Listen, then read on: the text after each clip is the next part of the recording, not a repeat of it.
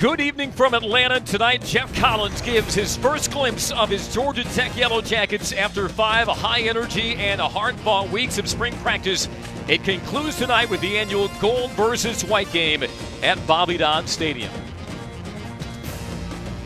Hi everyone, Andy DeMetra, Sean Benford, welcome in. And Sean, we are officially toasting the new era of Georgia Tech football, the Waffle House to-go cup. It has been a fixture in Geoff Collins' hand since he took over the program in December. He replaces Paul Johnson, who retired after the 4th most wins in school history. He set a high bar, but already Geoff Collins, Sean, has generated a lot of excitement for the vision of his program. Well, he really has, and this is a new era in Georgia Tech football, and it's going to be most obvious today in seeing the Yellow Jackets trade in Paul Johnson's trademark option offense for a spread shotgun-based offense. But it goes way beyond that into really every aspect of this program, from the way the players practice to the way the coaches brand the program and the way they go out and recruit. So I'm really excited for the public to have a chance to see what these players and coaches have been putting in for the last couple of weeks. Tech is hoping for a record-setting spring game crowd to welcome in this new era. Let's take a look at the format of tonight's spring game. 4 12-minute quarters. Kickers, you've got the night off. No special teams, so that means no kickoffs, field goals, or punts. Teams must go for it on 4th down. All touchdowns will conclude with a 2-point conversion try. Among the storylines that we'll be watching tonight, we'll introduce the rest of Geoff Collins' coaching staff, which includes several familiar faces to Yellow Jacket fans. We'll go more in-depth on Geoff Collins' program culture, key losses, returning players for Tech, and several position battles will be waged in public view tonight. One might command more attention than the rest. For that, let's send it to the third member of our broadcast team, Wiley Battle.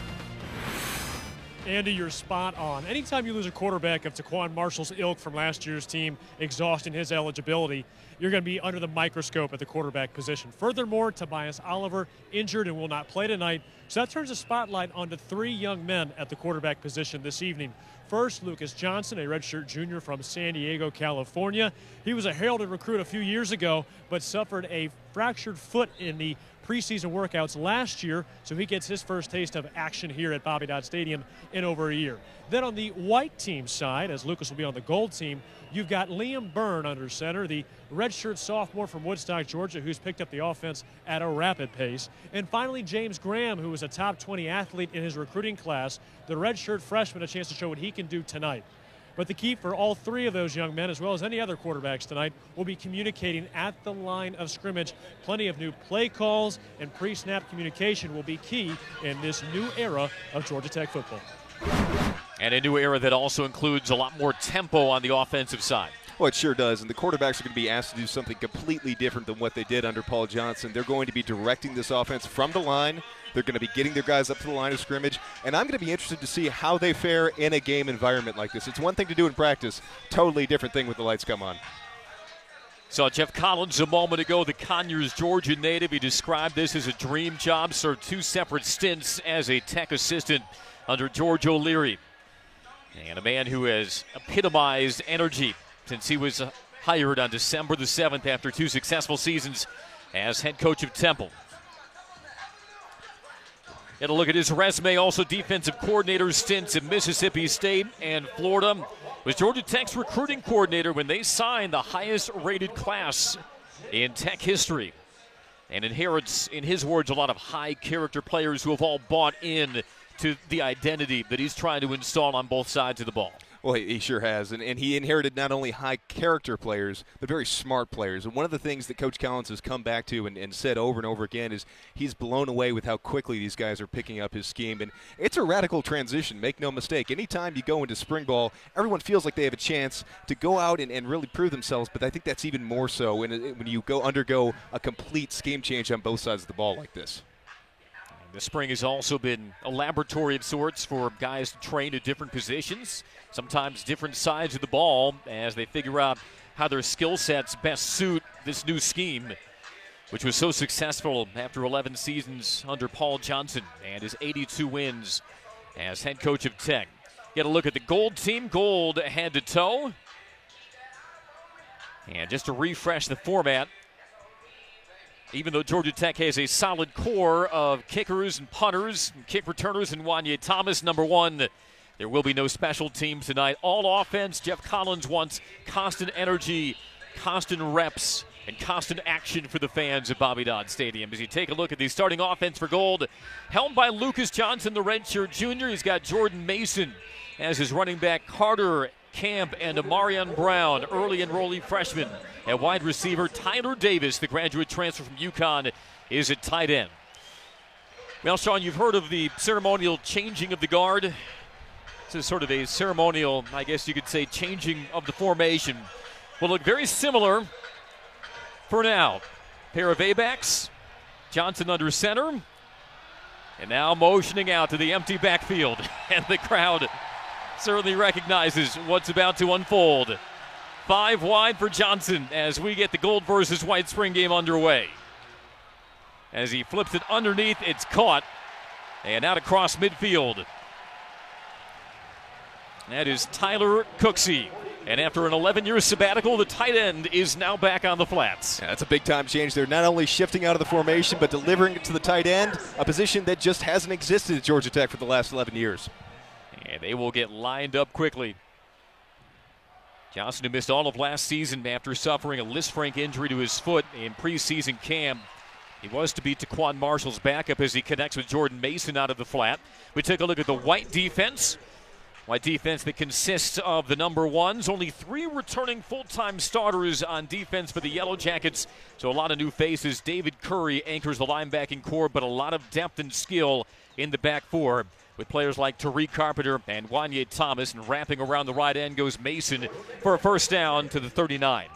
Well, and that secondary is really going to be the strength of Georgia Tech's defense this year. They've got a lot of guys coming back who are established playmakers, and there are even a couple of position battles there at safety. As you talk about, a guy like Tariq Carpenter is battling it out with Christian Campbell, among others, and Caleb Oliver trying to lock down that spot there as the strong safety. Johnson uncorks it, too tall over the middle, flag thrown. He was trying to connect with Jalen Camp, team's top returning pass catcher. And it looks like Gold will get 15 out of it.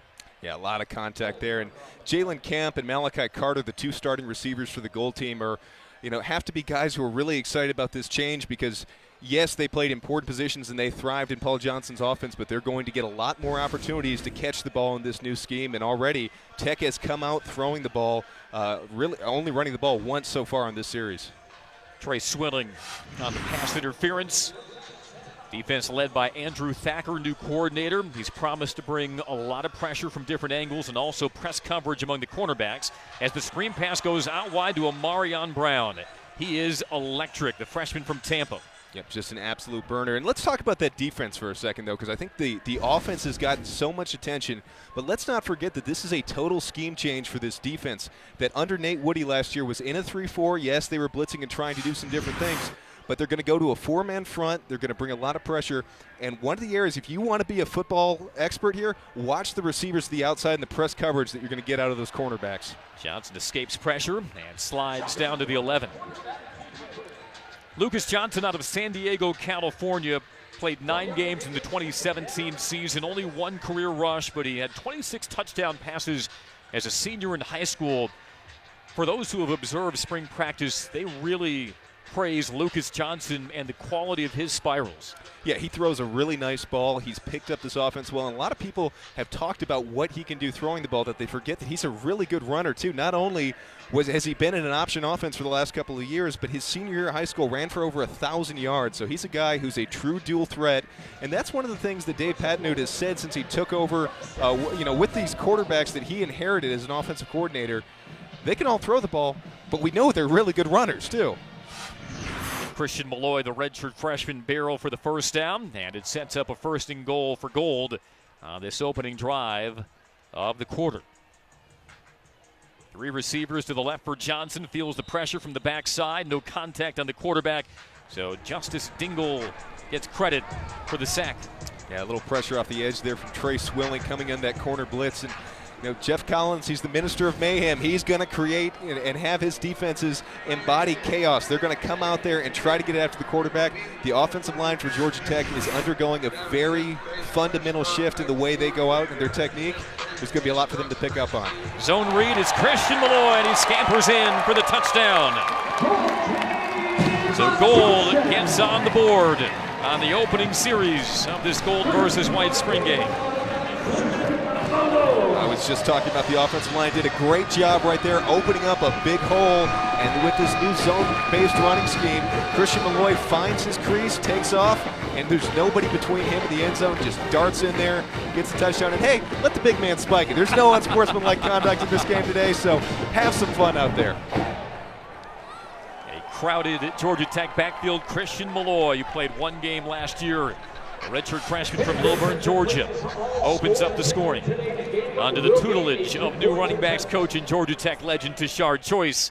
Don't know if he was excited or disappointed based on the body language, but he nonetheless sees White fall behind 6-0. And again, no extra points in tonight's spring game, so Gold goes for 2.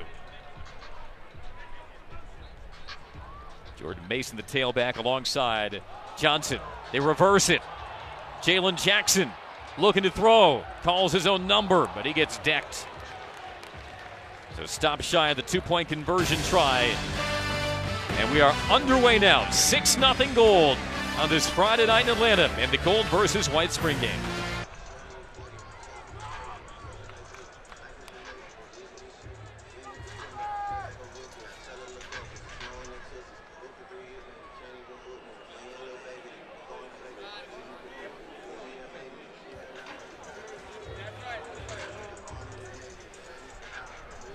White's first turn on offense, and led by the redshirt freshman James Graham, a guy who has a lot of athletic tools, Sean. Oh, he is, and he's a tremendous athlete, can really spin the ball. 1 for 1 last year passing, didn't have a lot of opportunities, but he's going to really have a chance to flourish in this new system. Off play action, slings the slant, and he puts it on a rope inside the Gold 40. Catch made by Adonicus Sanders, the redshirt sophomore from North Charleston, South Carolina. And a nice hit there at the end by Avery Shoel. 2 guys who have had really, really good spring practices so far. And, you know, there's a lot of hype surrounding these wide receivers who have a chance to prove themselves. There's going to be a lot more rotation in that receiver depth chart. These guys are trying to earn some playing time out here tonight. Jerry Howard, the starting tailback for the White team. Tight end Joseph McCreanum. And on first down, a deep shot down the sideline for Sanders. He runs underneath it. Does he hang on? He does. Touchdown White, Adonicus Sanders. You can strum a little air guitar when you do that. And we're tied at 6. Hey, you sure can. And you know what? I was just talking about how this was an audition for playing time in the fall, and Adonicus Sanders making a very, very good case for himself here. Just a simple 3 verticals route. They just send everybody deep, and Adonicus Sanders just outruns his man, makes a great catch, full extension, gets out there with his fingertips, hauls it in, goes to the ground, but he secures it, and that's a touchdown for the White team. No career receptions yet for Adonicus Sanders, but with more plays like that, looks to be seeing the field early in 2019. 2-point conversion, Howard alongside Graham. How about that spiral by Graham? Pinches it out to Howard. Tries to plug his way through, and he gets in. 8-6. Good old-fashioned option pitch there on the 2-point conversion try. Another timeout as White takes the 8-6 lead.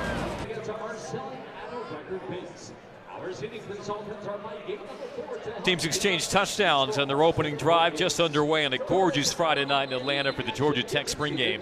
Geoff Collins has not only brought a lot of energy to the Georgia Tech program, he's also brought his own vocabulary and a little primer, a glossary of terms, if you will, for Geoff Collins. Said juice a lot, not just the kind that you drink, but the kind that you give with the energy. He doesn't have a depth chart. Everything is geared around being above the line, ready to play, or below the line. Position flexibility, guys changing positions. And, of course, he wants to do everything. 404, the area code for Atlanta, and the culture. As that pass out of the flat, incomplete by Johnson. What do you think about the elimination of a depth chart at Georgia Tech? Well, I'm glad you brought this up, Andy, because this is something I find absolutely fascinating about the way Geoff Collins prepares his team to go in and get ready for games. By having not really a set depth chart. There's no set 1s, there's no set 2s. You just have guys who sort of cleared that line, and they're guys who know they're going to play. So everyone has to prepare like they're the starter. And I think that does a lot for competition and practice and keeping guys engaged. On the zone read is Dante Smith, shakes a tackle, gets to the edge, and a pickup of about 7 for the redshirt freshman Dante Smith. It's good branding as well because the initials were above the line. ATL, and you'll see that on the shirts in the student section tonight. It's really as much a mentality and just sort of a philosophy as anything else. And now we see another aspect of Geoff Collins' approach to the game of football, which is the money down. Third down, as you see the guys jumping up and down on the sideline. Well, I guess you can't see it on the broadcast, but rest assured they are there. On third and short, quick crossing pattern caught by Mason, and he has enough for the first down. Tackle on the play. And third down defense, surely something Georgia Tech wants to improve. They were second worst in the nation last year, gave up 50.6% on third downs. Easy touch pass over the middle there by Johnson. Well, that's right. And when you spread out a defense like that, one of the things you're going to do is you're going to open up spaces in the middle of the field for running backs out of the backfield to get open and open up some of those easy passes. The money down concept is important, though. Going back to that for a second, is the defense is going to try to improve in that area. Defensive coaches will tell you got to get off the field on third downs. That's where you really prove yourself as a defense, and that's something that Geoff Collins has really harped on in his time. He comes from a defensive background, so that is something that he is going to make a point of emphasis. Charlie Thomas made the tackle on Mason, comes up injured on the play, the sophomore from Thomasville, Georgia, had 48 tackles a season ago. Charlie Thomas, one of the key returnees on defense, but Georgia Tech, like every program, having to weather some personnel changes going into 2019. Among their key losses, Henri St. Amour, who was a one-man havoc merchant at defensive end. Offensive line, Parker Braun, two-time All-ACC, opting for a graduate transfer. And, of course, a two-year starter at quarterback. Different scheme, but a lot of experience under center in Taquan Marshall. Well, yeah, and anytime you lose a quarterback, you're going to lose that experience. You're going to lose that leadership. But right now, these guys are vying and jockeying for that first position so they can go out and lead this team. Mason on the give. And a pickup of 5 for Jordan Mason, the redshirt sophomore from Gallatin, Tennessee.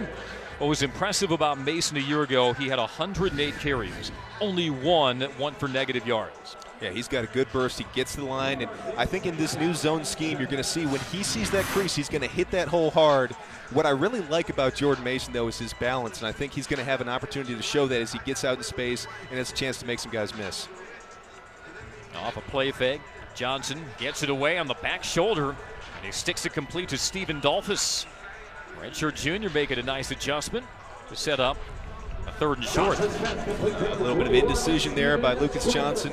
Not quite sure where he wanted to go with that ball. His first read wasn't there. Kind of backed off, pump faked, looked around, found an open guy, and Dolphus comes up with a nice catch. Makes Lucas Johnson 5 of 6. Strong early start for the redshirt junior. Remember, no Tobias Oliver tonight in the quarterback rotation. Injured his thumb earlier in spring, and he's being held out as Malloy. It's close to the first down marker. The chains do indeed move. Malloy had the touchdown run on Gold's first drive. He's a guy to keep an eye on as we go forward because I think he's really showing a lot of potential as that shotgun sidecar running back. It's Malloy again. David Curry leads the stop for the white team. Wanye Thomas there as well. Key return ease, and Wanye Thomas certainly one of them, not only at defensive back, but in the return game. Which of those players do you think will be most instrumental to Georgia Tech's success next season? I think David Curry and Wanye Thomas are probably your top two, and when you look at what they're doing defensively, David Curry coming up with that tackle, providing a lot of leadership, having been through some of those battles, they can really help these other guys come along, and both tremendous playmakers in their own right. Swing pass to Mason. And a lunging stop out in the flat. Caleb Oliver made the tackle. Hybrid safety linebacker for Georgia Tech as we see the connection once again from Johnson. Well, I think in this sort of 4-2-5 nickel look, you're going to have an opportunity to take advantage of some of the depth that Georgia Tech has in the secondary. Getting Caleb Oliver on the field as a nickel back in addition to guys like Christian Campbell and Tariq Carpenter and Wanye Thomas, I think that's going to be huge for getting your best playmakers on the field. A hole up the middle and some busted tackles by Mason. Stumbles ahead to the 24 for a first down. Seen some impressive running from the Gold side. Again, so many guys who were A-backs or B-backs in Paul Johnson's system trying to find their niche. So the competition has been intense for those backfield reps in the spring. It has, and keep in mind, yes, they're still playing a running back position, but it's asking them to exercise an entirely different set of skills. On first down, Johnson throws it out of bounds. Savvy move by Johnson there. Realized he had a defender in his face, didn't have time to get the pass off, just gets outside the pocket, dumps it out of bounds.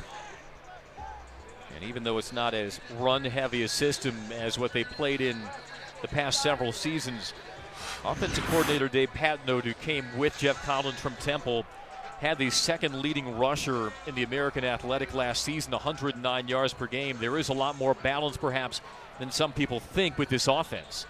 It certainly will give opportunities for carries for these backs. Well, it will, and I think we've even seen already the option is not completely gone from Georgia Tech. We saw some speed option a little bit earlier, but we've also seen some zone read, and that is very much a fundamental principle of Dave Patnode's offense.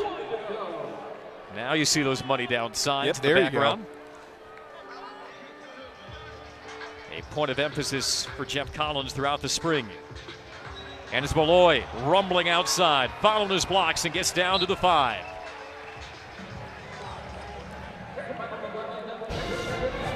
Malloy, an impressive opening quarter.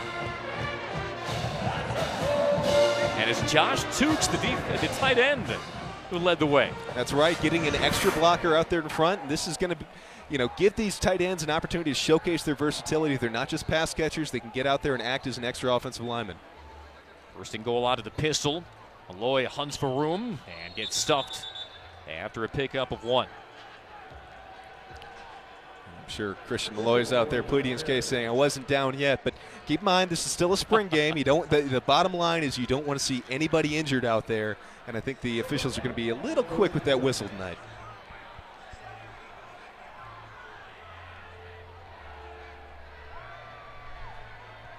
Lucas Johnson, 6 for 8, 33 yards.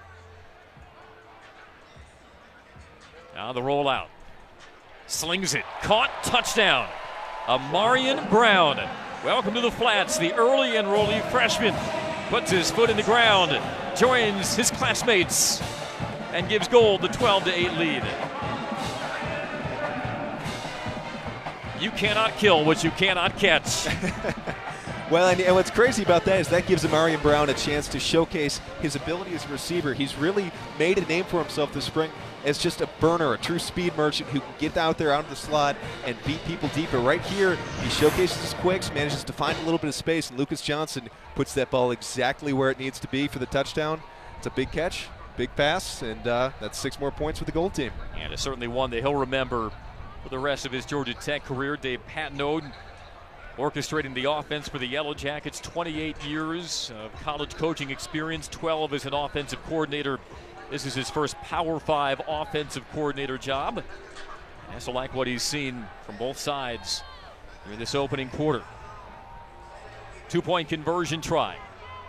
Johnson flushed, tries to spin away, and it'll be a covered sack for Olin Broadway, the redshirt sophomore. 12-8 Gold through 1 quarter at Bobby Dodd Stadium in the Gold versus White spring game.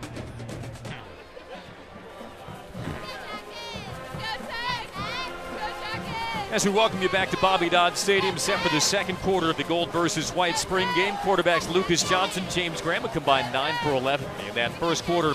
There's Tobias Oliver. You see his right arm in a sling, suffered a thumb injury recently in camp, will not be playing tonight, but when he had the opportunity last year filling for an injured Taquan Marshall, he really showed that he could handle the moment. Oh, he did, and I think that was most evident last year in Blacksburg when he came out and set the college football world aflame as he just ripped up Virginia Tech and ran all over them. Wasn't necessarily doing anything fancy, but he made the most of his opportunity. And, it's got to be frustrating for him to be sitting there on the sideline tonight, but he's certainly going to have something to say about this starting quarterback position come fall camp. He finished with 73 rushing yards a game, believe it or not, and this was a guy who primarily was a backup last season. 9th most in the nation by a freshman. Total plays, by the way, in that first quarter, 22 for Gold, just 3 for White. And some razzle-dazzle. And out to the 47-yard line, Josh Blancato, former A-back, now a slot receiver for Team White. Looks like a horse collar might get him 15 extra as you see the flip around the left side. I think they might get him for a little bit of unnecessary roughness there as he's going out of bounds. But Blancato is a walk-on who has really taking advantage of the opportunity. And sometimes when you have a coaching change, and I will be the first to tell you because I was one of the beneficiaries of the last coaching change, when you have that coaching change, they're looking for guys who are going to sell out and give maximum effort, who are going to take advantage of these new positions and make the most of them. And Blancato has absolutely done that as a slot receiver. Hey, Patnode said the other day he's kind of come out of nowhere in the spring, but has done an amazing job. Graham fires on the run. Looks like whistles before he threw, so perhaps a coverage sack there for Gold. Geoff Collins understandably being very protective of his quarterbacks. And as much as we focus on the change in offensive philosophy at Georgia Tech under Geoff Collins, fans will also notice some differences in defensive scheme, particularly the pressure points up front. Well, that's right. And Geoff Collins and Andrew Thacker are going to take advantage of the athletes they have up front. They're going to try to shift them around, run some stunts, run some different blitzes, get creative with that to create pressure. They're also going to play press coverage to the outside, and they're going to count on that to complement each other so they can get in the backfield, generate turnovers, generate sacks. Oh, little flip into the flat to Joe Hamilton. Hamilton wants to throw.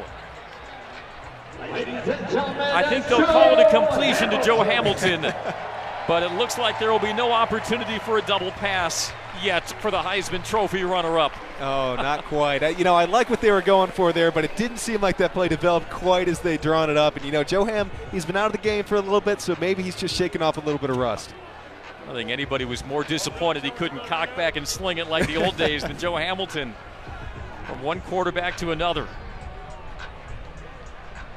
Nice catch, though.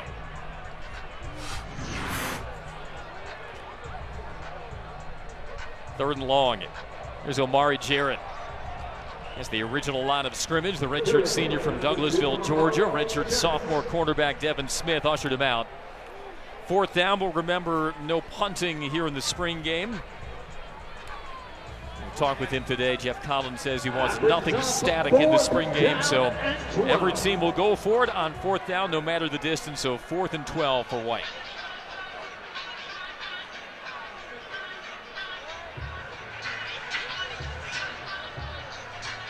Graham with a touchdown throw in the first quarter to Adonicus Sanders. He's flushed out. Try to get it himself. Can't cut it back past Bruce Jordan Swilling. And Gold is turned over on downs. Bruce Jordan Swilling, the junior linebacker, able to meet James Graham square, turn things over to Gold as we've hit timeout in Atlanta.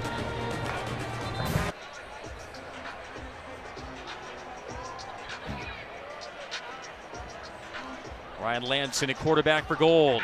Down the seam and on target. 15, 10, and down to the 6 goes Jalen Jackson, the redshirt freshman.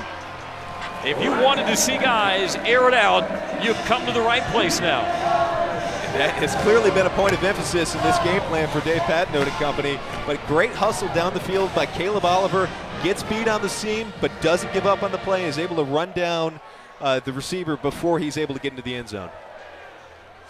That's a 1st and goal for Lance, the preferred walk-on. Redshirt freshman, hands off straight ahead. Dante Smith bowling for the goal line. He'll be stopped just shy. Running behind an offensive line that has had so much to digest in this transition to Geoff Collins. Well, they have, and so much of the last scheme was about having so much of your weight going forward. Here it's about balance and being able to drive off the insoles of your feet there. So far tonight, though, they've looked pretty good. And in close quarters, a touchdown for Gold, and it's Dante Smith. I think Dante Smith is poised to be an absolute star in this offense. He's shown so much, didn't have an opportunity to do a lot last year, but he's come in, redshirted last year, but he's come in from that A-back position, and he's really flourished as he's able to find creases, get behind that offensive line, make the right reads in the zone running game. And this time we saw on this drive, he's able to put his pads down, show some power, and get into the end zone. Gotta love that. After the 58-yard pass completion from Lance to Jackson, 2 consecutive runs for Smith. And from 1 yard out, plunges in to give Gold the 18-8 lead. Here's Dave Patnode, coaching veteran, new offensive coordinator for the Yellow Jackets. And all 3 of his quarterbacks so far have been on the money. A slant intercepted on the 2-point conversion try. Here goes David Curry. Can't run it all the way back. David Curry, who had an interception last year and the most tackles among returning linebackers, snuffs out the two-point conversion try. 10-point Gold lead midway through the second quarter.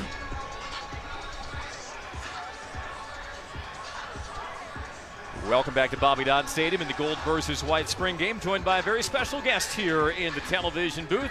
You know him quite well if you're a Georgia Tech fan, Roddy Jones. And earlier tonight, it was announced here to the fans at Bobby Dodd Stadium, Roddy, the newest member of the ACC Network broadcast team. Congratulations. Thanks, man. I'm fired up about it. The network's going to be great for the conference, just to raise the profile of the league. You've seen what it's done for the SEC, and we're going to try and do the same for the ACC. August 29th, the first game on ACC Network. Of course, it features Georgia Tech versus the defending national champion Clemson Tigers, but you've spent your last several years working for ESPN in the sideline reporter capacity, analyst as well. How much excitement do you have going from working with ESPN to now joining this new venture? I'm fired up about it because it's just going to be so great to be able to dig in with this league. It's a special league. It's been a big part of my life for a long time, and the ability to help tell the stories of these student athletes. I mean, Sean was one of those incredible stories of a guy who was an aerospace engineering major and worked himself to be an all-ACC center. Those are the stories that need to be told, and I'm excited to be able to bring it to you. Now, do you want to pay Roddy for that now, or did you Venmo him that before? Yeah, no, the Venmo has already been taken care of. But no, I think Roddy's right. This is a league that hasn't gotten the coverage it deserves, and I can't think of anybody better to be telling those stories than number 20 himself, Roddy Jones. And, it almost feels like what took so long, because you are the natural guy to tell these stories. What is it about this conference that really stands out to you as a differentiator from the rest of the leagues out there? Well, I think the diversity throughout the league. I mean, you look at just the size of schools. You've got massive schools. You've got really small schools that are punching above their weight. Obviously, the academics that you get in this conference. And then you look at the play on the field. I don't know if there is a league that is more balanced from top to bottom than the ACC, not to mention the fact that you've got a national champion in Clemson. But it's not just football. It's the other sports as well that the network is going to be really great to tell those stories for. Liam Byrne, as you see here, in a quarterback incomplete to Adonicus Sanders. And, of course, you're also part of the broadcast team for Georgia Tech baseball on ACC Network Extra. And that's part of the beauty of the platform of ACC Network. Now you get to such a wider audience, all of the tremendous sports across the ACC, teams that annually compete for national championships. You'll be able to watch them on ACC Network as well. You're exactly right. You look at the Georgia Tech baseball team knocking on the door of the top 10. You look at Georgia Tech's golf team winning the ACC by a record margin. And then if you go to other sports, the women's soccer Final Four is basically a reunion of ACC teams this year. So you're going to be able to have those stories told to you. And I'm going to be a part of the football coverage, but just to see the way that this is going to help raise the profile of the league, it's going to be awesome. And we'd be remiss if we didn't also mention ACC volleyball, because my wife Jackie, Wake Forest alum, a fantastic volleyball player. She's the athlete of the family. Oh, there's no question about that. For being really honest. Yeah, you were only good because I was blocking for you. Exactly. Jackie was good on her own. Exactly. Exactly. And the ACC runs through our household. There's a little bit of a house divided when Georgia Tech and Wake Forest square off. But certainly the athletic genes that have been passed to our kids all come from her and her volleyball talent. Roddy Jones, newest analyst for ACC Network, coming in August. All right, Mr. Analyst, let's put you to work. What do you think so far of this new Geoff Collins offense? I think it's different. It's different than what we've seen on the flats in the past. And I think the thing that you need to be most excited about if you're Georgia Tech is stuff like that. I mean, a great catch, just to see the skills of these skill guys on display. It's awesome. It's awesome to see in a different way. And I think that's a perfect example. Let's talk about that for a second. Malachi Carter comes in. He was a freshman who made a lot of waves last year coming into the fall, but only had 3 catches all of last year. And I think now that when you're going to see a higher volume of passes going his way, he has an opportunity to be a true star in this league. I agree with you, and I think that's the case for a lot of these guys. You're going to see plays made on the perimeter in a different way than we've seen in the past, and guys spotlighted in a different way, particularly in that receiving core, Sean. As you alluded to, only 3 catches for Malachi Carter. He's going to have 3 balls thrown to him in the first game. First quarter, possibly. Exactly. So it's just going to be a little bit different, and it's part of the energy that Geoff Collins, the new energy that he's really brought to the flat. flats. As you see the stats for Wanya Thomas, that's another guy that's going to see you want to talk spotlight. energy. Yeah, no. You know, it's a little disappointing in a way that we're not going to get to see special teams tonight because Wanya Thomas is so electric. As we see another touchdown there. That looked pretty electric as well. Jordan Mason for another goal touchdown. And he gives Jack DeFore the right tackle. The spike, like a true grateful running back. That's my favorite thing about this spring game is the note, excessive celebrations will be done in this game. I love it. And are in fact encouraged. And so I was thinking about this on the drive over. What would your excessive celebration have been had you had that option? Honestly, I was probably the guy that would have handed the ball to you and let you spike it. It was me or Nick Clater, I think. Yeah, exactly. Big Nick would want the spike. I didn't have the creativity to come up with some of these celebrations, so I would just hand the ball off to you and let you do it. 2-point conversion coming up for Gold. Ryan Lance in at quarterback. Tucks it, runs it, hurdles a man, but gets stopped a yard shy. That stays 24-8 in favor of Gold. Of course, Roddy, you being an analyst, sideline reporter for ESPN the last several seasons, you've been all around the ACC. You've already kept close tabs on all of the teams around the league. We know it's Clemson and everybody else chasing. That's what happens when you're the defending college football playoff champions.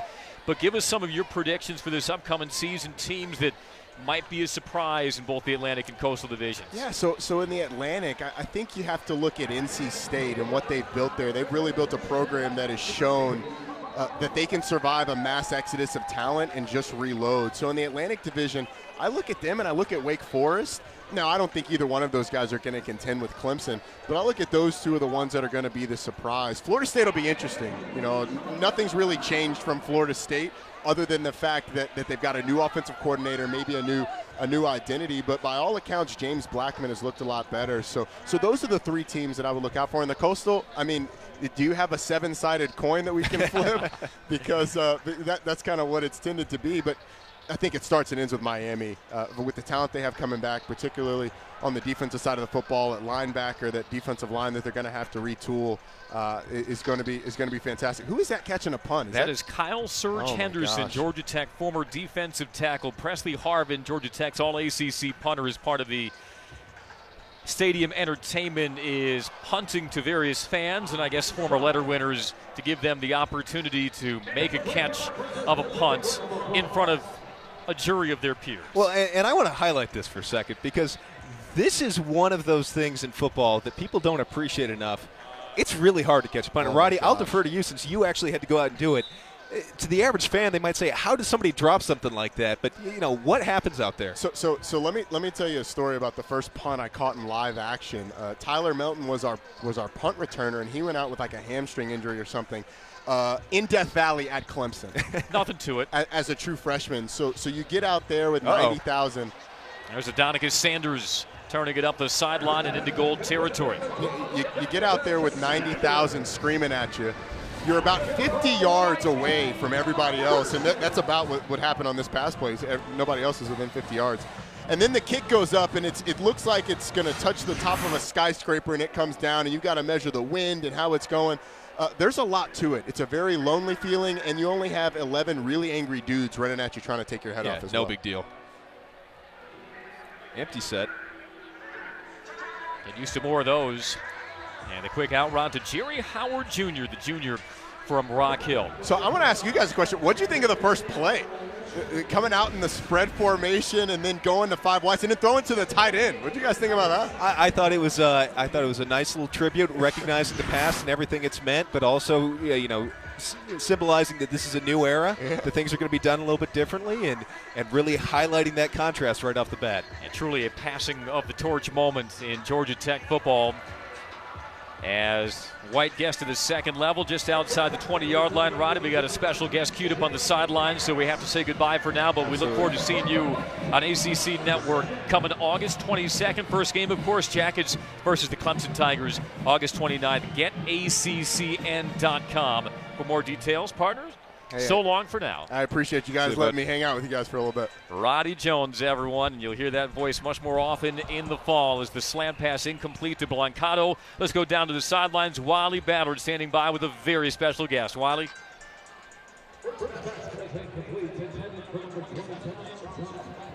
Georgia Tech, part of the national championship team in 1990. And, Coach, you've been a lot of places in your football career, but is there any setting like Bobby Dodd Stadium, Grant Field, after sunset? Nothing like it. It's a wonderful place, and I'm down here for the recognition of Coach Rice, who had so much to do with this facility that's here now, and I'm very proud to have been a part of it, a very small part of it. But Georgia Tech is a unique school, very, very special from the academic standpoint right on through. And these kids are going to class and they're doing the things that are important, but they also are pretty darn good in football. That they are. What do you make of Coach Collins and his new staff, the start of a new era? Have you gathered anything since he was hired in December? Yeah, certainly, obviously it's different. It's a different culture. You shouldn't be too excited right away because it's going to take time. He's changing the culture. He's changing the football strategy, the whole thing, and that takes time. But he has a wonderful approach to it, and he's really done an outstanding job of getting the people behind the program, and he has a pretty good background in football as well. An entirely new staff for Coach Collins includes one of your former players, Marco Coleman. He looks like he's fit and ready to go. He could take a snap, couldn't he? If I know Marco, he could play right now, okay? He's one of the greatest players I ever had the opportunity to coach, and really perhaps the greatest effort player that I ever had to coach. Is that something that was just natural to him? Because effort is such a key part of the culture here now at Georgia Tech under head coach Geoff Collins. Did he come by that naturally? I think this was an innate thing with Marco.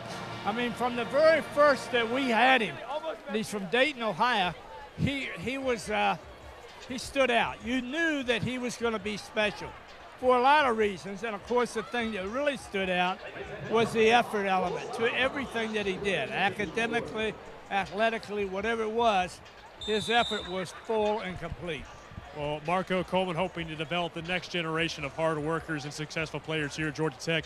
Coach Ross, thanks so much for your time. We're thrilled to have you back here on the Flats. Thank you very much, Wally. Glad to be a part of it. Outstanding. Andy, Sean, back up to you guys. National champion down here on the sideline. No doubt about it. No, and it's great to see that. That's been another point of emphasis for Geoff Collins since he took over, is welcoming back the legends of the Flats, as he calls them, the coaches and players that have come before, and really bringing them back into the fold and making sure that they feel welcome as a part of this program. Covered sack on Lucas Johnson. Yeah, back-to-back sacks there. For the pressure from white Jaquan team. Henderson. Interesting, only 4 scholarship linebackers that Georgia Tech currently has, and so they have to create pressure from different angles and be a little more movement-oriented in how they get their pressure. Well, they do, and they have to take advantage of that athleticism. But, you know, Geoff Collins was telling us today he feels very comfortable with the 4 guys who are above the line at linebacker right now, and that he feels like he can throw any one of those guys in and have them make plays. But a big part of what he's going to do is rotate those guys through, give them opportunities to blitz and make plays, and, you know, just go out and have fun. Last year, Georgia Tech was 117th in the nation in sacks per game, 126th in tackles for loss per game. On a 3rd and 22, deep down the sideline, a lot of contact out there. And no flags, simply incomplete, but a lot of traffic down there with Wanye Thomas and others. This definitely isn't what you want to see here, is Wanye Thomas and another defender a little slow to get up there. And that was just an uncatchable ball. Lucas Johnson trying to give Malachi Carter a chance to make a play on that, but just a little too far away and, you know, well covered on that play. And this is where the no punting rule is going to get very interesting, because the goal team finds himself in quite a predicament.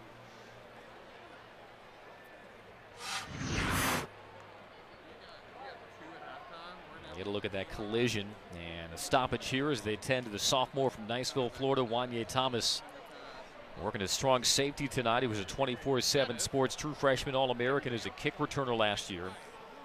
And trying to find more of a role in the defensive backfield, where he backed up Georgia Tech's leading tackler Malik Rivera at free safety. No, and he was dynamic, and a couple of times when he had an opportunity to come in and play free safety, had a pick 6 against Louisville. Really made his mark in special teams, though, and they're looking for him to assume more of a leadership role on that defense. Trey Swilling was also out there for the white team. Tight spiral, though, on the replay. You can see that from Lucas Johnson. And I think there is a lot of maybe understandable uncertainty among some Georgia Tech fans, some outside observers, about the throwing chops of these quarterbacks because they were simply not called upon in Paul Johnson's offense to throw the ball 20, 30 times a game. But Geoff Collins, in speaking with him today, he told us he's been pleasantly surprised with the throwing ability of all his quarterbacks in the spring. Well, and I think an interesting point in all of this, too, and Paul Johnson made a point of this as he was retiring. He said, you know, these guys are ball players. Like, they know how to play football. The fact that these quarterbacks have been running this system, you know, it's a testament to what they were asked to do, not what they were capable of. And so a lot of these guys did not play in flexbone style systems in high school, and Lucas Johnson, for example, played in a wide open spread offense, and I think he feels perfectly at home in this right now. They keep it on the ground on 4th down and long, and White will take over on downs right at the 12-yard line. Chance for them to cut into a 24-8 deficit with less than a minute to go in the second quarter. Carey once again went to Christian Malloy.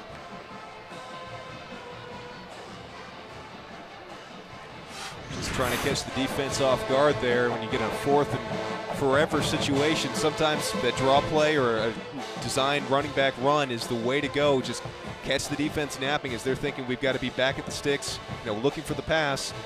This time, though, the defense not caught off guard.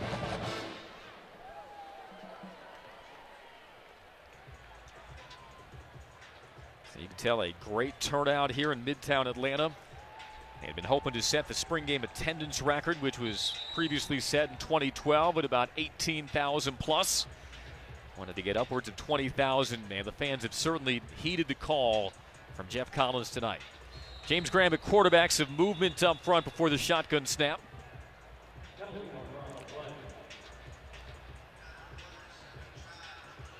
Just a little lapse in attention there, and I'm sure the coaches are going to make a point of that. But, in a way, it's telling that that's the first real sort of procedural penalty we've seen up to this point in this game. The rest of them have been, guys maybe playing a little bit past the whistle or not tackling the correct way. But I think that's a testament to these players and how quickly they picked up this system, not just in the X's and O's, but in the way they handled getting to the line of scrimmage and operating this offense. The slant was deflected, nearly intercepted by Tariq Carpenter.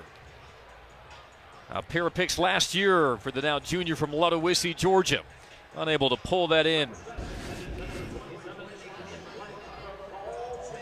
Tariq Carpenter, very much one of those returning guys who's going to play a big part on this defense next year. 55 tackles, 4th on the team last year. As you said, a pair of interceptions, 5 pass breakups, a forced fumble. He was all over the field, filled up that stat sheet. Georgia Tech graduates its top 3 tacklers from last year. That slant pass a little behind its intended target, Tyjae Watley. The breakup by Devin Smith.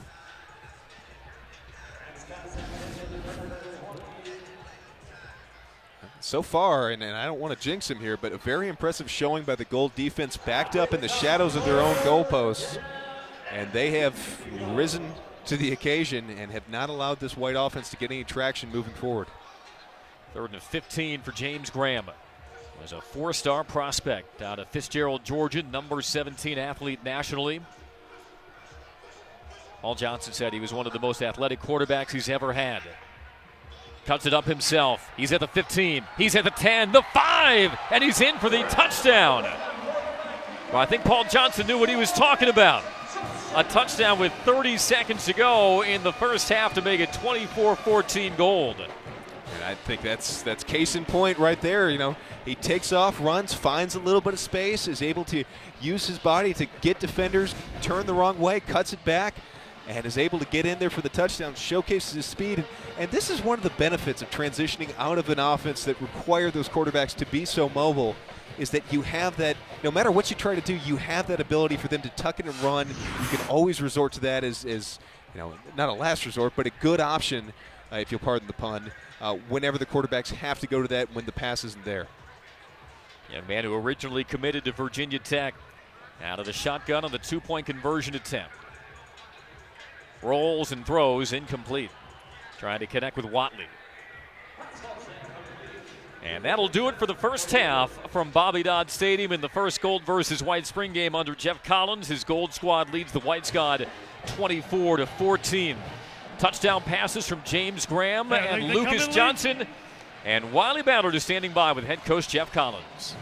Joined by head coach Geoff Collins. Coach, what did you think their 5 touchdowns the first half offense moving the ball? Yeah, it's a great day. This is a beautiful crowd. So thankful for all the Yellow Jacket Nation coming out, showing everybody what a big-time program is supposed to look like. So proud of these young men, how hard they play, how hard they compete, and now we go through our process, go to the locker room, make some adjustments, and come back out and have a great second half. We got 2 more quarters. Let's keep it going. Let's go. Thank you, guys. Head coach Geoff Collins, new era here at Georgia Tech. All right, thank you, Wiley. 10-minute halftime. We'll look at the highlights, stats, and much more. Through one half, 24-14 Gold here at the spring game.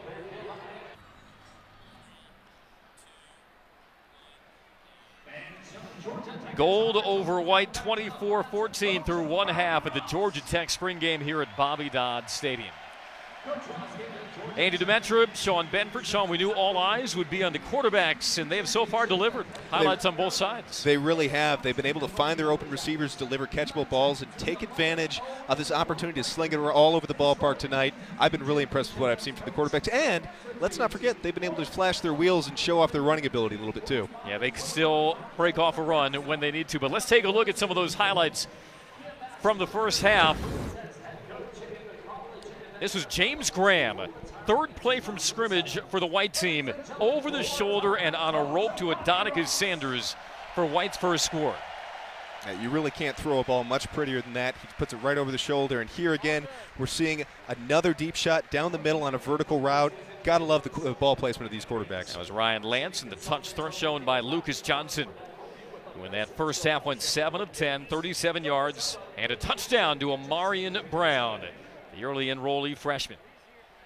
Lance again, not one gorgeous pass, but 2 of them. Malachi Carter up and over the freshman Jordan Huff for an impressive catch. Very impressive catch. You'd love to see it. You know, those balls from the quarterback are great, but you'd love to see it when the wide receiver goes out, helps his guy out, and wins a contested catch like that. James Graham also has a rushing touchdown that came on the last play of the first half. No Tobias Oliver. Again, an injured thumb that he suffered earlier in spring practice. He's being held out tonight. Johnson and Graham, Lance, all have taken turns in the spotlight. Not under center, but out of the shotgun. Truly a new era has dawned at Georgia Tech. We'll have more coverage from Bobby Dodd Stadium after this. It's the 2019 Georgia Tech spring game.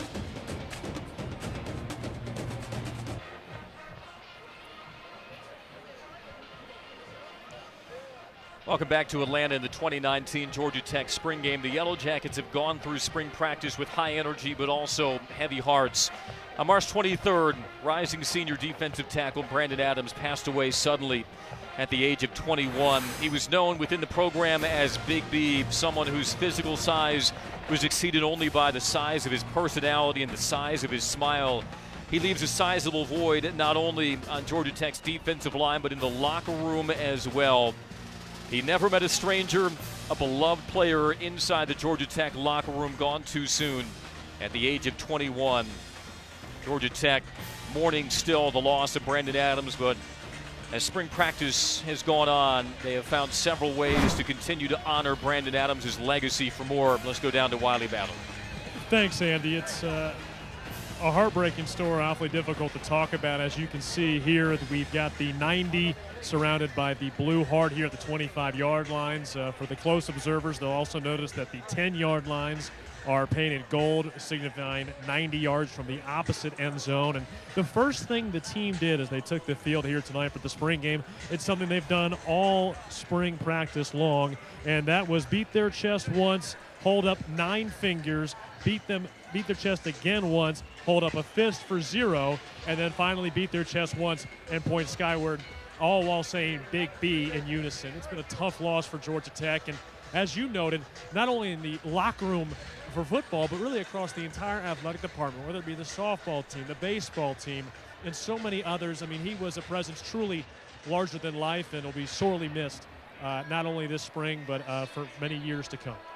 Well said, Wiley. Thank you. And at Georgia Tech's annual Student Athlete Awards, they now, as of last week, have a Brandon Adams Teammate Award, signifying somebody who, like Brandon Adams, represented the best of a student athlete and a teammate on their respective teams. Our thoughts and condolences remain with Brandon Adams and his family, certainly his teammates as well, as our coverage of the 2019 Georgia Tech spring game continues after this.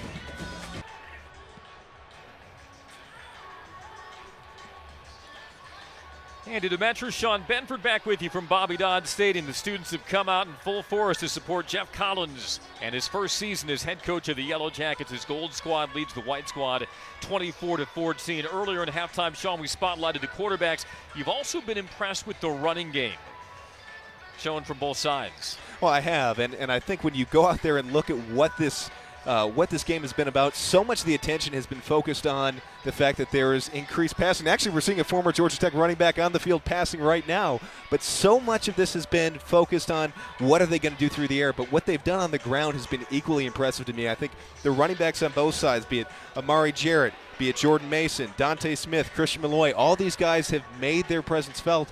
At the same time, though, this is always kind of the conflict you have when you have these spring games, is when the running game is doing well on the offensive side, that means the defense isn't really limiting that run game. So the Jackets defense, I'm sure, is going to be focusing on slowing down those running backs in the second half. Before anybody gets too ahead of themselves, Geoff Collins did tell us in our meeting today that he was limiting Andrew Thacker to just 5 defensive calls, so perhaps he's not emptying the playbook the way he typically would, Georgia Tech's new defensive coordinator.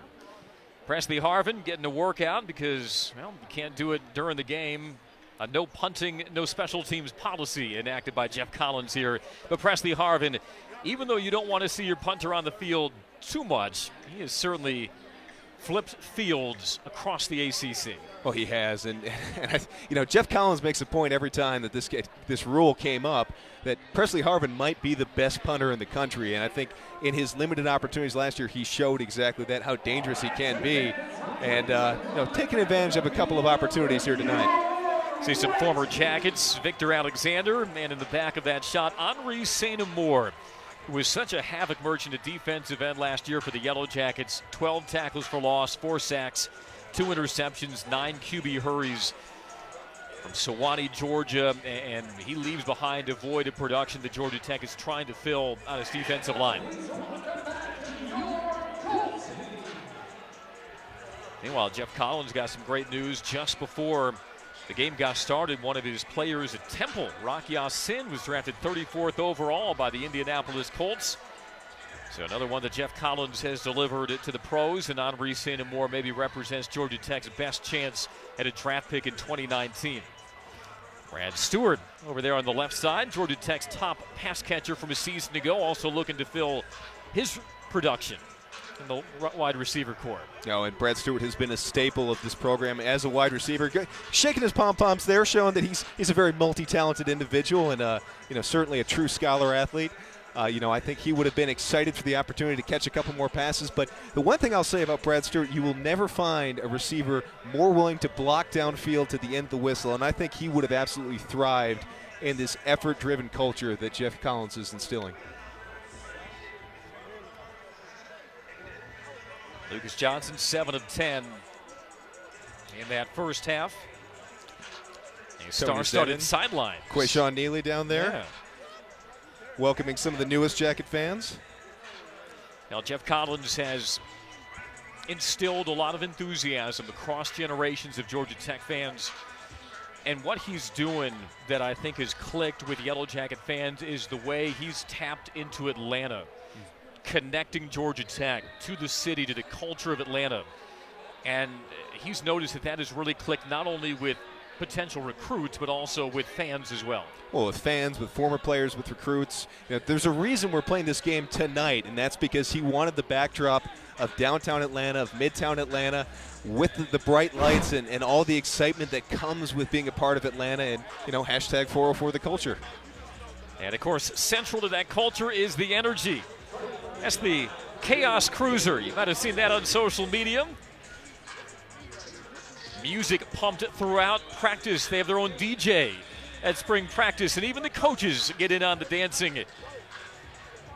Energy is a constant energy and competition, that's one other aspect of this, is everything they do in the program, there's a winner and a loser. They make sure that competition is central so that everyone is going maximum effort at all times, trying to make each other better and raising what they see as the baseline of effort that they get from each one of these players. So it's a big point of emphasis with this group. And one of the other pet phrases for Geoff Collins, competition is king. He crowns a winning team. After every spring practice, a long ball uncorked by Graham is incomplete, trying to connect with Jair Hawkins-Anderson. Jair Hawkins-Anderson, one of several players that Georgia Tech is trying out at different sides of the ball. Hawkins-Anderson also seen some time tonight at defensive back, but brought to Georgia Tech initially as a wide receiver. And that's another area where they really want to place a point of emphasis is position flexibility. Guys who can jump in if needed at cornerback, can also play receiver, or, if you're on the offensive line, making sure you can play each one of those positions. Another pass down the sideline, incomplete. Trying to find Tyjae Watley, transitioning from running back to slot receiver. And a lot of those A-backs in Paul Johnson's option system trying to find a niche in the slots.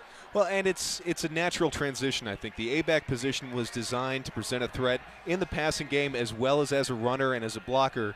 And so these guys are just splitting out a little bit wider now, trying to take advantage of that additional space and really serving as a receiver more than a running back. One of those converted A-backs, Nathan Control, Richards Sr., not playing tonight after suffering a minor injury. In spring practice, pressure against Graham. Has to avoid Geoff Collins, his head coach, throws back across his body. And it's incomplete, trying to find his tight end, Joseph Macrina. That was a really nice pick by Geoff Collins there. He was a linebacker back in his day, but I think he's doing his best audition there for Brent Key as an offensive lineman here as we see him throw a little screen on some of the defenders there as James Graham's getting away. Macrina just not able to hold on to it. Another guy who's making a position change to provide some depth at that tight end position. Again, a position that didn't exist just a couple months ago. Georgia Tech also has graduate transfer Tyler Davis, who's out with the minor injury himself, and he's somebody that Geoff Collins told us today embodies the toughness of his program's culture. 22 catches, 6 touchdowns a year ago at UConn. Ball is on the ground. Gold signaling that they have it. And do we have the first turnover of this spring game? We do, as Gold forces the strip. And Jahazel Lee, who was also one of those guys converting to defense, was in the middle of it. Well, speaking of position flexibility, Jahazel Lee coming out. He's been an offensive tackle under Paul Johnson, was a center last year, and now playing defensive line. That Chaos Cruiser might be taken out for a spin. Gold takes over, leading by 10 here in the third.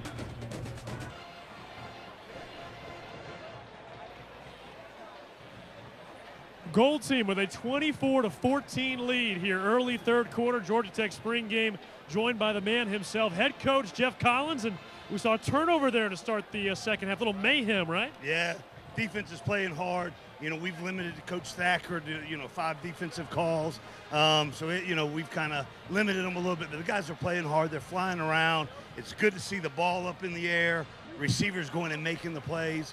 This is a fun night, man. Can we hang with you for this next drive? Get your insight, what you're seeing here? Yeah, we got to keep Leland safe on that side. Now, he's exposed to back to the defense. You got to be his eyes out there, all right? Right here we've got a stretch play called, and then Lucas has a choice to run it away from rotation, and we're going to have a weak side rotation coverage, so the play should go out to the front side. So we'll see what happens. We've got 2 really good running backs, JP and Dante. And this is a good setup right here. The 2 guys already gotten in the end zone tonight, too. Yeah, I'm with it. Let's go. All right, let's make it happen. Here we go. Luca's ready to go, man. So this is fun. So we'll see which way he takes it. So hold on one second. Let me listen to him. There we go. Run it to the weak side. Really good movement by the offensive line. Good pursuit. Let me blow the whistle. Down. Oh, we gotta get that checked out. We gotta get that checked out. We'll get him looked after. But as far as the first half, what did you like from the first half?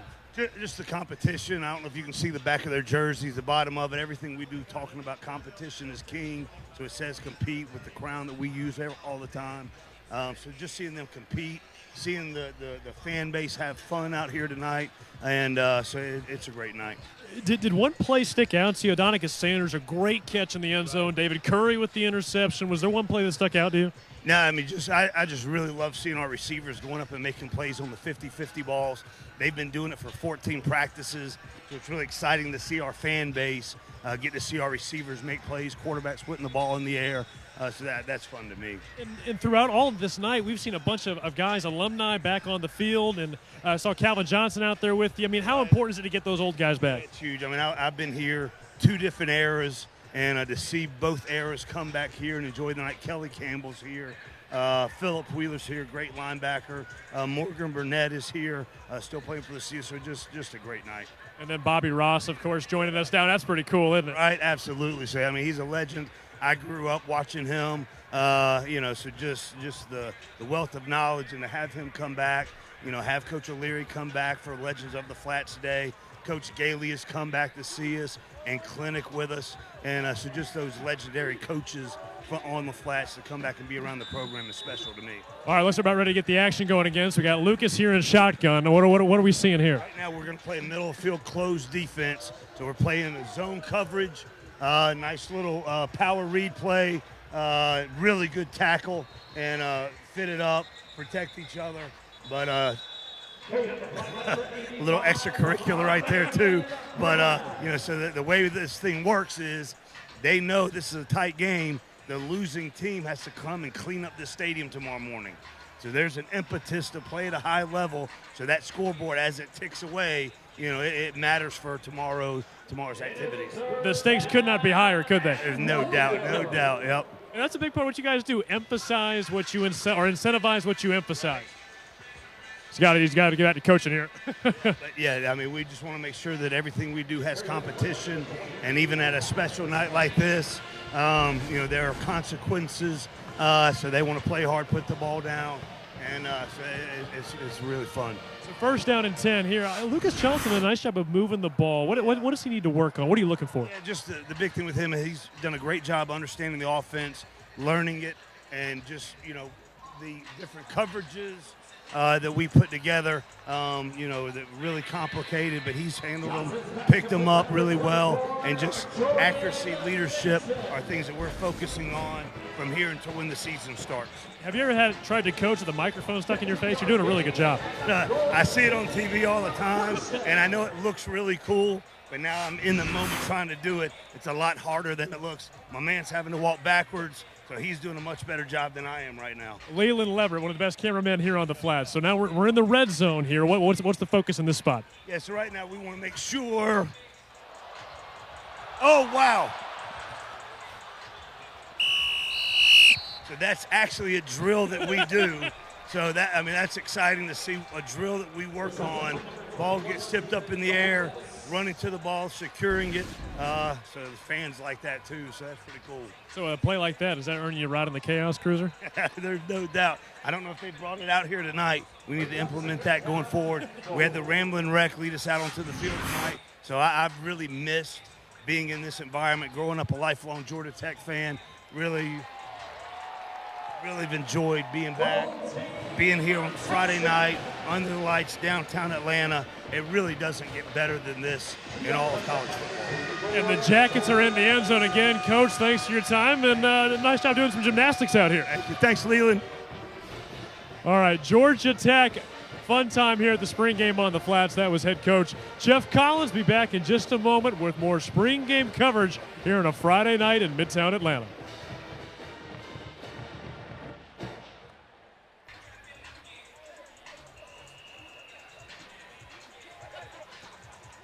(30-14) Gold after an unsuccessful two-point conversion try. Liam Byrne got in the white team, the redshirt sophomore from Woodstock, Georgia, wide receiver his first 2 seasons at Tech. Great interview with Wiley Batter on the sidelines with Geoff Collins overseeing that touchdown drive by Gold. And he broke some news. The stakes for the loser, you got to come back to Bobby Dodd early tomorrow morning clean up the stadium. So there's some urgency now in this drive for White.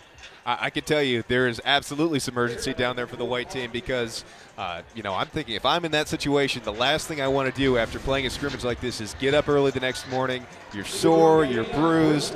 You don't want to have to go up and clean up after everybody else, especially because there's pretty good attendance here tonight. Yeah. But, that's at the heart of what Geoff Collins is trying to do here. Everything has stakes. Everything is about competition. Everything has consequences if you don't win, and he's trying to instill that in his players in everything they do. Good news is you might be performing in front of a record spring game crowd at Bobby Dodd. The bad news is you might be cleaning up all the debris afterwards. Intercepted on 3rd down. Another turnover turned in by Gold. That's going to win somebody right on the Chaos Cruiser there. That's a Johnny Kerr, the redshirt junior. The hero of the Virginia Tech game from a couple years ago, and he is taking full advantage of the no excessive celebration penalty rule. He does a great job of reading that burn. Maybe with a little bit too risky a throw, they were trying to create something when he should have just gotten rid of the ball, but Kerr steps in front of it, picks it off, toe taps, and then they go and have some fun, right? And Jordan Dominic, he didn't pick off the pass, but he decides to do one more than a Lambeau lead. There's a Johnny Kerr. No interceptions a year ago. Working out at nickel for the Yellow Jackets. And if you followed Temple last year, they were one of the best teams in the nation at forcing turnovers. 3rd nationally, and they led the country with 8 defensive touchdowns. That word from Geoff Collins, mayhem, often it manifested in takeaways. Yes, and that's a focal point here. They're going to take some chances. They're going to create pressure, and they're going to let those receivers, or those DBs rather, play press man. They're going to take some chances, gamble, and sometimes, you know what? If you give up a touchdown, so be it. But more, they're banking on more frequently coming up with those turnovers, and that's something we've seen throughout the spring is that the defense has been very opportunistic, and when the ball goes up, they're going to make an effort to come down with it. It was an area where Georgia Tech performed admirably last year. They were tied for 16th nationally in turnovers forced. Trying to continue those gains under Geoff Collins, new defensive coordinator Andrew Thacker. A seam pass to the tight end Tukes is incomplete. You get a look at Josh Tukes, the redshirt sophomore. Has good size for that position, 6'6", 215 pounds, but couldn't get underneath this throw from Lance. Now just Lance a little bit ahead of him. Dave Patnode and Geoff Collins love to work the seams with those tight ends, so that's going to be something that these tight ends are going to have to get their head around, get those hands up. This time it's a little bit long, but Tukes is going to be a guy who benefits a lot from the scheme changes. He is a frame that suits itself very well for a tight end in this offense. Brought onto the flats originally as a defensive end on 3rd and 10. Lance plants and pumps it. This time finds Tukes. He is ridden down at a 44, 2 yards shy of the first down. Jared Cole in on the stop for White. We've referenced this a couple of times. I don't know how much of an emphasis we've placed on it, though, but it's very different to see Georgia Tech not going back to a huddle, just hurrying up to the line, trying to force the defense to tip their hand and show their alignment so that the offense can check into the right play and make sure they have what they want out there on the field. And off to Smith. Sheds up one tackle and tries to fall forward for the first down. He'll be close. And Geoff Collins out there on the field saying, no, that's a turnover for the White team. I think he may be overruling the officials here. Well, when you're the head coach and it's your spring game, you don't need to call for a measurement. And Smith unable to pick up the yardage for a first down. Turns things over to Gold. Here with 4 minutes left in the 3rd quarter of a very entertaining spring game at Georgia Tech.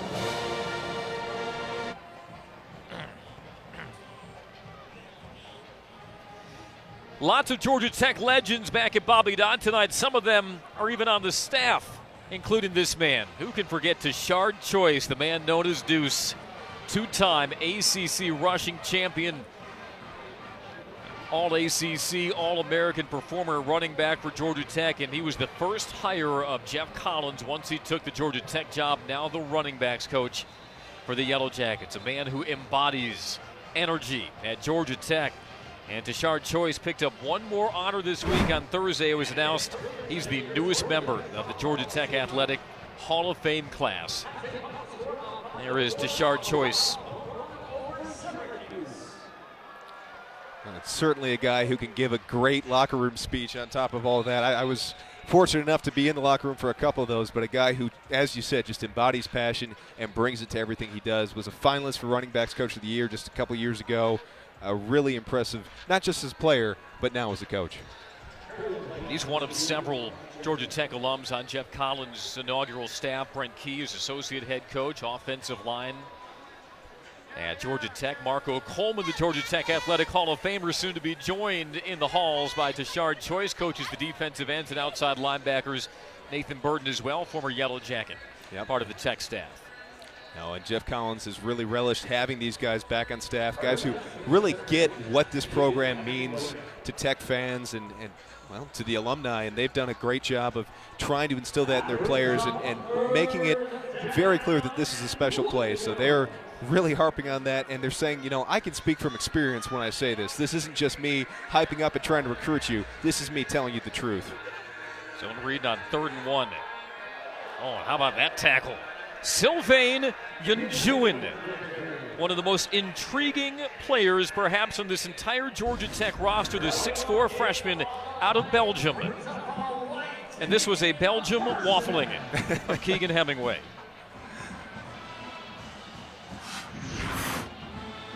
Now, great athlete with tremendous potential there. Yunjuin is going to make his name known, but still a raw guy trying to find his way. Hasn't been playing football all that long. Pass nearly picked off by Avery Shoel. Does a couple of push-ups, says, you know, I should have had that. You like to see that, and his teammates giving him a little bit of a hard time and some encouragement along the way, but, you know, great positioning. Shoel's just got to come up with that interception and finish the play. Heading to be above the line at safety. He was thinking 6. And now he's thinking DB sometimes. Now he's thinking, give me 20.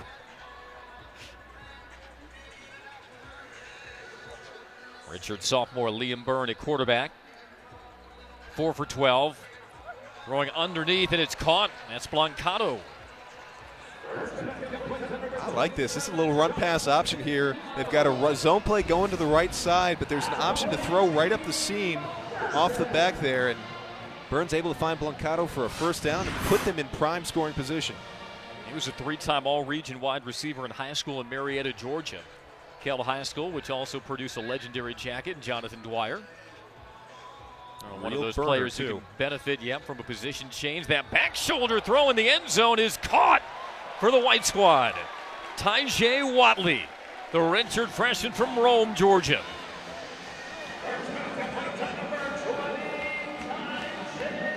Tyjae Watley, his nickname back in Rome, Cheetah. He showed off that cheetah-like speed to get to the pylon and haul it in. Cheetah-like speed, but also incredible body control to come back to this pass. It's a little bit off target, but he's able to sort of manipulate his body, get down low, and scoop that on off the turf to secure it for the touchdown. Great throw, and really a spectacular catch there by Watley. Needs Amari Walton in coverage. Another one of those converted A-backs. By the way, Tyjae Watley, interesting story about him. He was actually born with 12 fingers. Yeah, I'd say that helps you catch the ball. Well, they tied those extra 2 off at birth, and they eventually withered away. But if there was any sign from his parents that they might have a future wide receiver on their hands, it's a guy who has 2 extra digits. White trying to make it a single-digit deficit with 1:19 in the 3rd quarter. Both teams going for 2 on every touchdown. Byrne going to the back of the end zone, incomplete. Trying to go to Watley again there, got a little bit tied up and wasn't able to stay in bounds. Not that it would have mattered since they weren't able to complete the pass, but White trying to creep back into this game. And at 20-30, we still got a game on our hands here. This thing's not done. We don't know who's going to be picking up trash quite yet.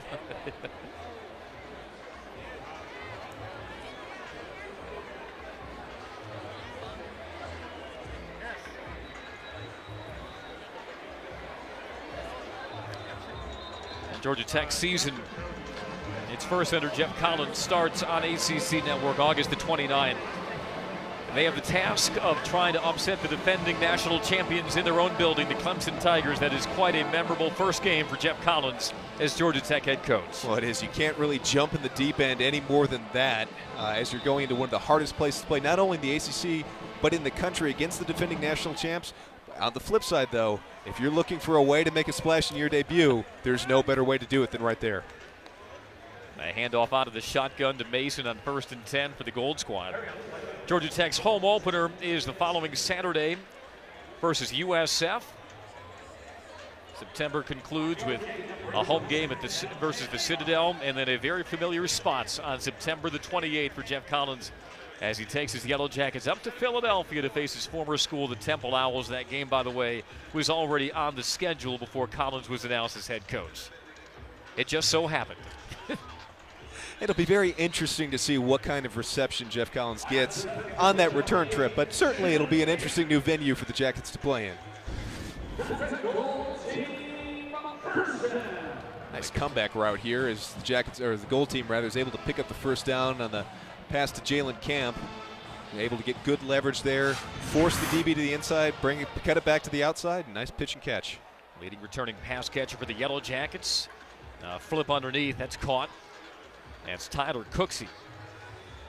Redshirt senior from Sewanee, Georgia, moving over from linebacker. And his very first meeting with Geoff Collins, he went up and said, "Hi, I'm Tyler Cooksey, and I'm going to be your new tight end." He called his own shot with his position change and showing off his hands there. Gotta love that confidence. And again, a lot of these guys played both ways in high school. They've got experience playing different positions. And they're getting a chance to showcase this, especially in the spring.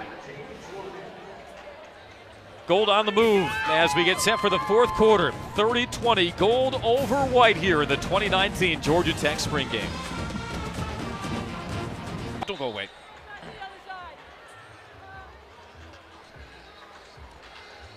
Welcome back to Bobby Dodd Stadium. Gold football to begin the fourth quarter. What has been a very lively, entertaining first spring game under Geoff Collins. Fans have been treated to 38 combined pass attempts. Keeping it on the ground to Dante Smith, but he gets leveled. There's the defense doing what I was suggesting that maybe they might want to consider there, and really, getting some that run defense back out there. Now we're looking at a guy who could certainly defend the run in his game in his day. Marco Coleman joining the team as a defensive end and outside linebackers coach, and just another one of those Tech legends that are back on the flats now in a coaching capacity. Now smiling for the cameras as well. He's happy to be back at his alma mater. Two-time All-American at Georgia Tech. 27 career sacks, which when he left after just 3 seasons, the most in school history. Spent last year as the assistant defensive line coach for the Oakland Raiders. And he's really happy to be back tutoring the next Marco Coleman. He still looks in good shape, by the way. Oh, he absolutely does. He looks like he could go out there and rack up 27 sacks right now.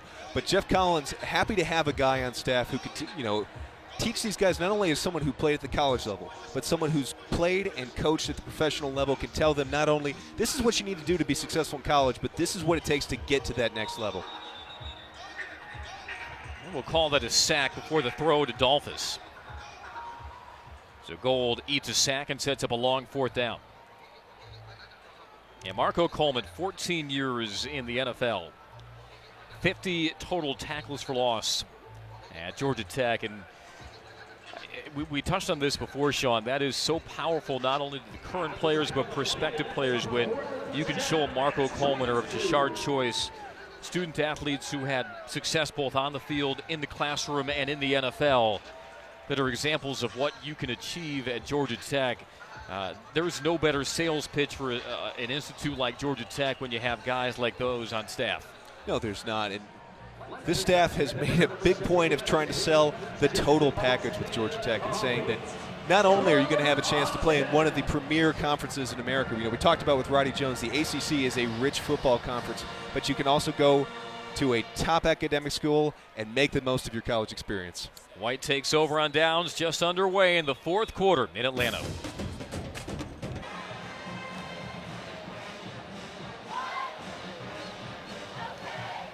30-20 Gold over the White squad in the fourth quarter. Wiley Ballard standing by with another special guest.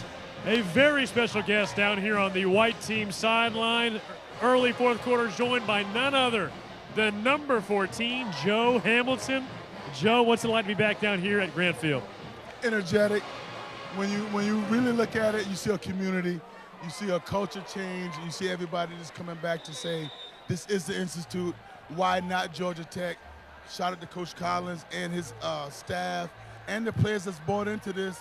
And when the last you seen an atmosphere like this, I have chill bumps now. We used to lift my shirt up. I'm ecstatic, brother, ecstatic.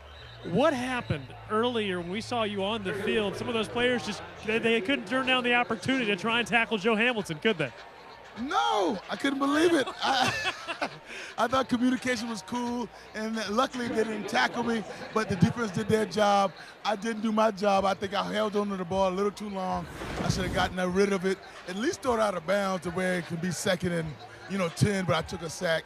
But I'm just telling you, man, shout out to Coach Collins and everybody. Outstanding atmosphere tonight. How about a shout out to your former teammate, former right guard on the sideline for Georgia Tech tonight, Brett Key. What's it like seeing him? Oh, awesome, because what happens is when you go up to the DM Smith building and when you go up to the hill, you understand what it takes to get through Tech. You're going to make sure you get recruits to think about it. The total person program, Homer Rice. Academically, socially, and athletically, you're going to succeed, and that's what I think Brett Key is bringing back. Well, we've seen some quarterbacks tonight, including James Graham, who's wearing number 14. What have you liked from him? Everything. But just the poise, the ability to learn, the aptitude, the competitiveness, and Coach Patnard is going to really push those guys, and I'm looking forward to that. But we're not dealing with a finished product yet, so just have some confidence in that. Yeah, look out behind us here. All right, last thing, Joe. September 7th, home opener, a whiteout. Is Joe Hamilton going to be there? Absolutely. I'm not missing any home games this year. No way. Sounds like a plan. Joe Hamilton, the star himself, here on the sideline. Andy, Sean, back up to you guys. Thank you. All right, thank you, Wally. Thank you, Joe. Giving some love to his former right guard, Brent Key, whom Geoff Collins poached from Nick Saban and Alabama to serve as his offensive line coach and associate head coach, a 4-year starter for George O'Leary, where he first crossed paths with Geoff Collins. Brent Key knows a thing or two about recruiting, having come from Tuscaloosa, does he not? Oh, he sure does. And he also knows a thing or two about offensive line, and he's really undertaking a total overhaul of what this offensive line is. And having played under the previous staff in that offensive line, it was a very, very specialized system where you were firing off the ball in every play and being very aggressive down the field. It worked within that system, but he's going to have to ask his offensive linemen to do something different here. And if there's anyone in the country who can coach them up to do that, we do want to do it? Okay. I think it's Brent Key. Yeah, we've got him a lot. Coached 4 All-Americans, 9 All-SEC O-linemen at Alabama. And last night saw one of his proteges, Jonah Williams, drafted 11th overall by the Cincinnati Bengals. A shot into the end zone, juggled and incomplete. Donicus Sanders trying to reel in his second touchdown of the night. Zamari Walton broke it up. Zamari Walton there in tight coverage and able to get a hand in there, break it up at the last moment.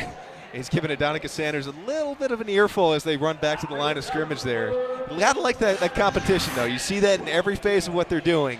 And right there, sometimes you just want to let the other guy hear about it a little bit. 3rd and 12 for White. James Graham 3 of 6 through the air, 51 yards, does have a touchdown. A blitz, and can't dance away.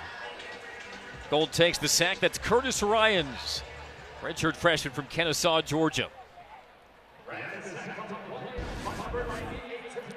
Now, and as we discussed earlier when we were talking about all the departing players from last year, that included the entire starting defensive line. And so there are a lot of opportunities. There are open positions across that defensive line to make a contribution. And guys like Curtis Ryans are trying to make the most of this game and this spring practice as they will continue to do through fall camp to try to say why they should be a part of that, why they should be above the line and playing in every game. 4th and 12. Swing pass, and it's low, incomplete. So Gold takes over on downs. By the way, Joe Hamilton left out a key detail in that pass he caught. It was meant to be a double pass. Jordan Dominic and Jaquan Henderson, as you saw, had other ideas. He was going to try to connect downfield with Calvin Johnson, who was going to sneak across the sidelines. Oh, what could have been, as we continue from Atlanta. Welcome back to Bobby Dodd Stadium. Just down the road from us, Mercedes-Benz Stadium, home of last year's Super Bowl and the Atlanta Falcons. And in February, Georgia Tech announced that starting in 2020, it has entered into an agreement to play one home game a year at Mercedes-Benz Stadium. It begins November 14, 2020 against Notre Dame. Still a couple of spots to fill, but more outreach on the part of Georgia Tech and Geoff Collins to make Georgia Tech Atlanta's college team.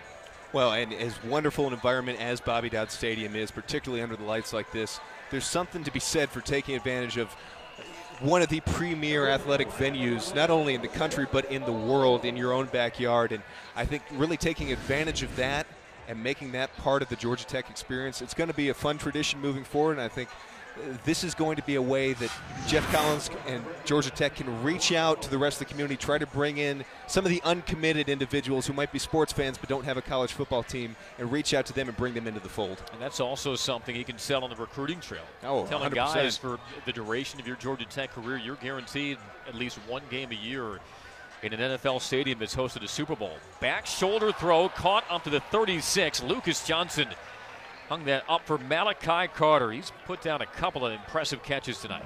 Now, one thing that really strikes me about Malachi Carter is his ability to track the ball, go up and get it. He likes to go after those contested balls. Right here, it's a little bit underthrown, but he's able to get those hands out there in front of the DB, snag that out of the air. Great technique there by Malachi Carter. His team all-state wideout out of Lawrenceville, Georgia, was the Jackets' #3 receiver a year ago. Fresh set of downs for Gold. A pump left, a look right by Johnson. He dumps it underneath, caught.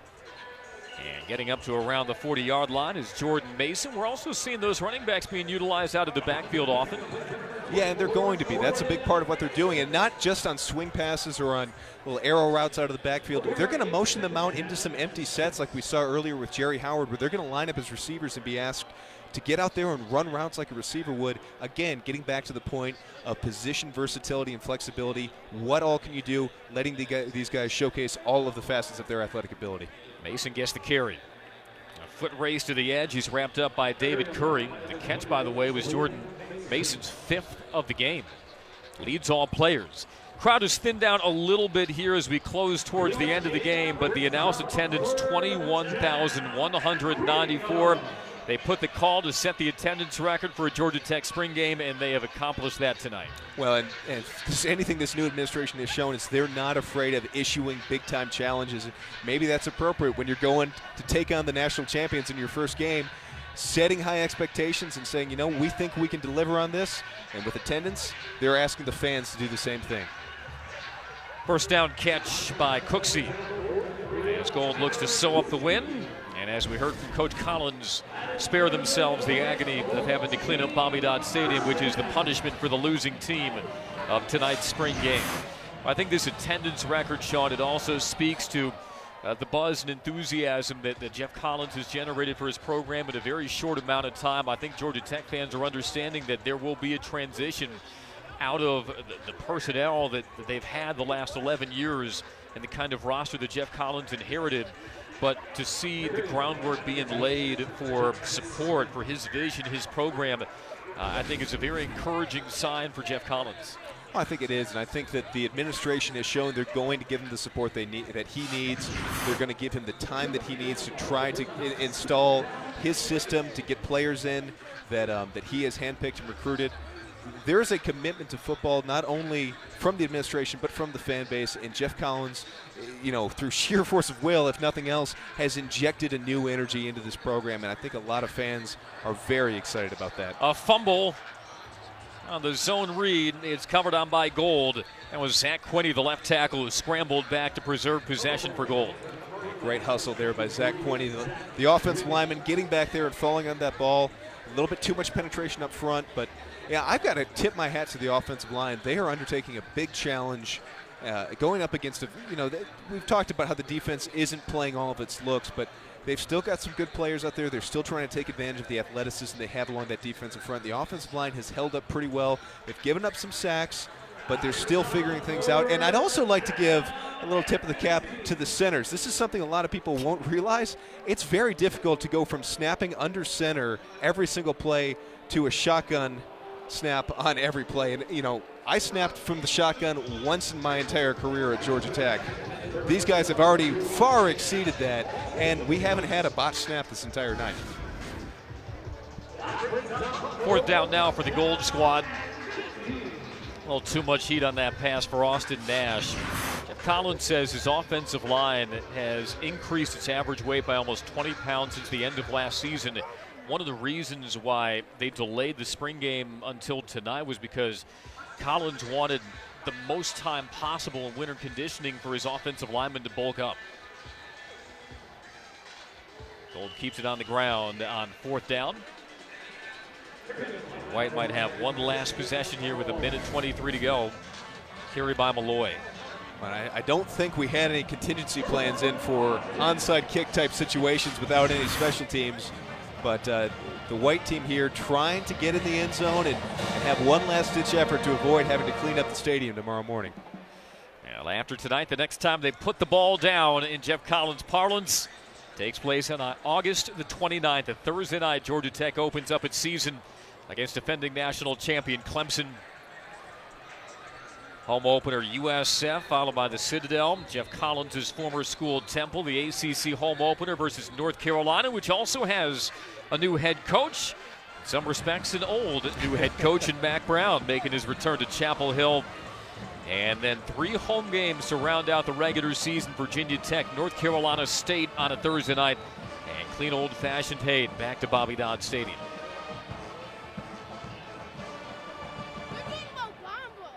Georgia Tech finishing 7-6 a year ago, 5-3 in the ACC. Graham pulls it down and has to take the sack.